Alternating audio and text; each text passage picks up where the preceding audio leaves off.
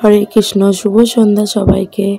আমাদের এখানে অষ্টম প্রহর হচ্ছে, তো আমরা যাচ্ছি অষ্টম প্রহরের ওখানে। আর এখন দুপুরবেলা হচ্ছে অন্ন ভিক্ষা পালা, তো সেই জন্য শুনু গেছিলো একটু ভিক্ষা দিতে বম্মাকে সাথে নিয়ে।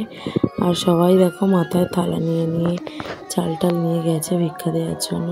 তো চলো দেখতে থাকো, কেমন লাগলো অবশ্যই জানাবে।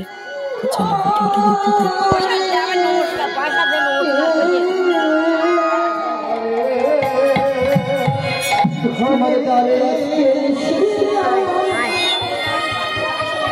যাও